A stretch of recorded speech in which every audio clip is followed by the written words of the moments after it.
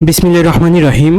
আজকের ভিডিওর মাধ্যমে আমি জানানোর চেষ্টা করব বই কেন পড়বেন, বই পড়লে কি হয় আর না পড়লে কি হয়।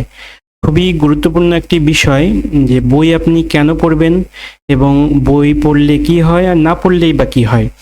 বই পড়া 10টি কারণ যা সম্পর্কে আপনার ধারণা পাল্টে দিবে। 1 নম্বর যেই কারণটি রয়েছে সেটি হচ্ছে মানসিক ব্যায়াম। শরীরকে সুস্থ রাখতে যেমন ব্যায়াম এর কোনো বিকল্প নেই, তেমনি একইভাবে আপনার মস্তিষ্ক সচল রাখতে মানসিক ব্যায়াম জরুরি। মানসিক ব্যায়াম না করার ফলে আমাদের চিন্তা শক্তি লোপ পায়। ধীরে ধীরে মস্তিষ্কের এই ক্ষমতা নষ্ট হতে থাকে। ব্যবহার না করলে এই ক্ষমতা হারিয়ে যাবে। বই পড়া মানসিক ব্যায়াম এর একটি বড় মাধ্যম। আপনার মস্তিষ্ক সচল রাখার জন্য নিয়মিত বই পড়া জরুরি। তার মানে আমরা বুঝতে পারলাম বই পড়লে মানসিক একটি ব্যায়াম হয় এবং একটি ব্যায়ামের চর্চা হয়, ব্রেনের একটি চর্চা হয়। 2 নম্বর যে বিষয় মানসিক চাপ কমানো। আপনি ব্যক্তি জীবন, পারিবারিক জীবন, একাডেমিক কিংবা চাকরি জীবনে যত মানসিক চাপের মধ্যে থাকেন, এই সকল চাপকে আপনি পাশে সরিয়ে রাখতে পারেন যখন আপনি একটি ভালো বইয়ের মধ্যে নিজেকে ডুবিয়ে ফেলেন। অর্থাৎ বই পড়ার মাধ্যমে আপনি মানসিক চাপ সহজেই কমাতে পারেন। একটি ভালো বই আপনার দুশ্চিন্তা ও অবসাদগুলোকে পাশে সরিয়ে আপনাকে একটি অন্য দুনিয়ায় নিয়ে যেতে পারবে, যার মাধ্যমে আপনি মানসিক চাপ থেকে দূরে থাকতে পারবেন এবং মানসিক চাপগুলো সহজেই কমাতে পারবেন। 3 নম্বর যেই বিষয়টি রয়েছে জ্ঞান।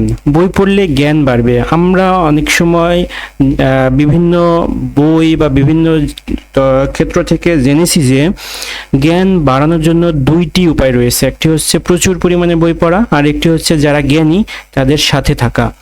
তো আপনি বই পড়লে জ্ঞান আপনি বাড়াতে পারবেন। বই পড়লে জ্ঞান বাড়বে এ কথা বলাই বাহুল্য।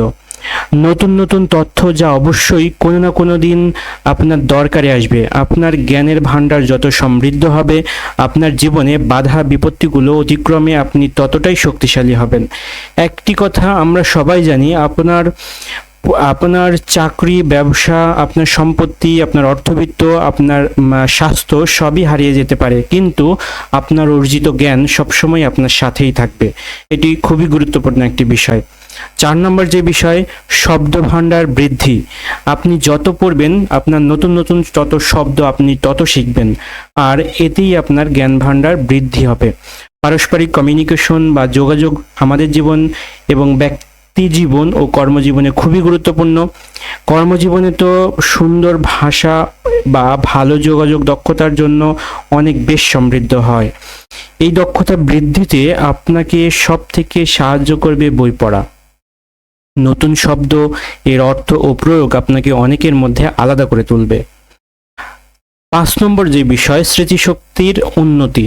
তীক্ষ্ণ স্মৃতিশক্তি আমরা কে না চাই। প্রায়ই আমরা বলে থাকি স্মৃতিশক্তি কমে যাচ্ছে, অনেক কিছু মনে থাকে না। আবার ভালো স্মৃতিশক্তির মানুষকে আমরা শ্রদ্ধার চোখে দেখি।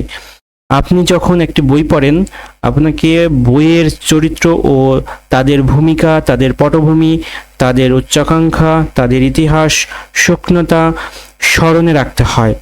আর মজার ব্যাপার হলো, আপনি যখন আপনার মস্তিষ্কের নতুন একটি স্মৃতি দেন, তা একটি নতুন পথ তৈরি করে আপনার ব্রেইনে এবং আগের স্মৃতিগুলোকে শক্তিশালী করে তোলে। অর্থাৎ বই পড়ার মাধ্যমে আপনি স্মৃতিশক্তিকে উন্নত করতে পারেন। 6 নম্বর যে বিষয়টি রয়েছে চিন্তা শক্তি, দক্ষতা শক্তিশালী। দিন দিন একটি শব্দ অনেক জনপ্রিয় হয়ে উঠেছে, ক্রিটিক্যাল থিঙ্কিং বা জটিল চিন্তা শক্তি।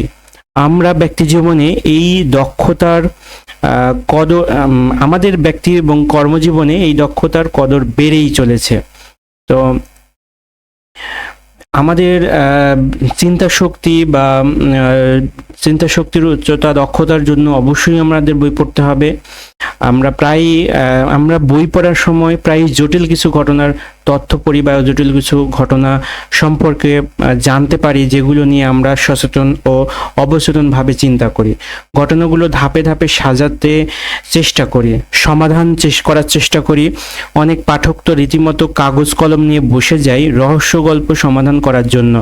এছাড়াও বইগুলো নিয়ে আমরা অনেকের সাথে আলাপ করি, আমাদের চিন্তা, লেখকের চিন্তা ব্যক্ত করার চেষ্টা করি।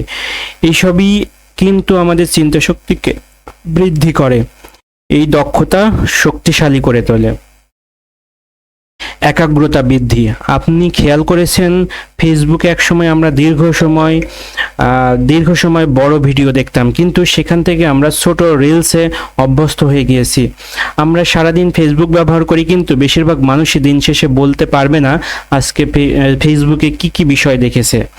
শুনে খারাপ লাগছে এটাই সত্যি। প্রযুক্তি আমাদের অনেক কিছু দিয়েছে, আর আমাদের কাছ থেকে কেড়ে নিয়েছে একাগ্রতার মতো গুণ। যে কোনো কাজে একাগ্রতা আবশ্যক একটি ব্যাপার। একাগ্রতা দিয়ে অনেক বড় কাজ অতীতে হয়েছে, যা দিন দিন আমাদের থেকে হারিয়ে যাচ্ছে। যখন আমরা বই পড়ি তখন আমরা অন্য অভ্যাস বা অন্য সব কিছু থেকে নিজেকে দূরে সরিয়ে রাখতে পারি, একাগ্রভাবে গল্প বা বইয়ের মধ্যে ডুবে থাকতে পারি, যা আমাদের একাগ্রতা বৃদ্ধি করতে ব্যাপকভাবে সাহায্য করে। ভালো লেখার দক্ষতা। 8 নম্বর যে বিষয়, ভালো লেখার দক্ষতা। পড়া এবং লেখা একে অপরের সাথে পারস্পরিক সম্পর্কযুক্ত। পড়ার মাধ্যমে আমাদের ভাষা ও শব্দের জ্ঞান আরো বাড়ে। এই জ্ঞান আমরা লেখা শক্তির বা লেখার জন্য ব্যবহার করতে পারি। এজন্যই বলে লেখক হতে গেলে অনেক পড়তে হবে, এরপর লিখতে হবে।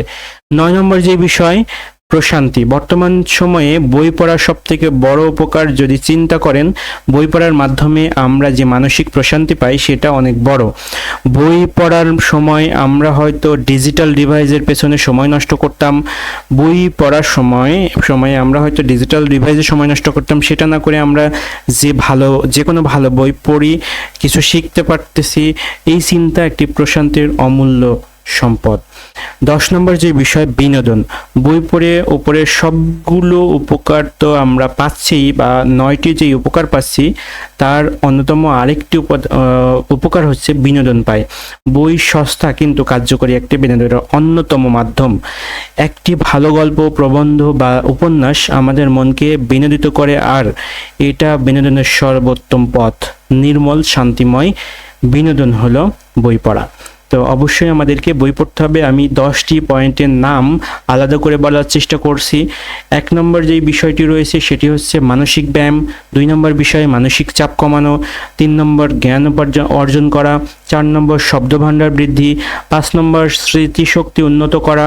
6 নম্বর চিন্তা শক্তি দক্ষতা শক্তিশালী করা। 7 নম্বর একাগ্রতা বৃদ্ধি করা। 8 নম্বর ভালো লেখার দক্ষতা। 9 নম্বর প্রশান্তি এবং 10 নম্বর বিনোদন।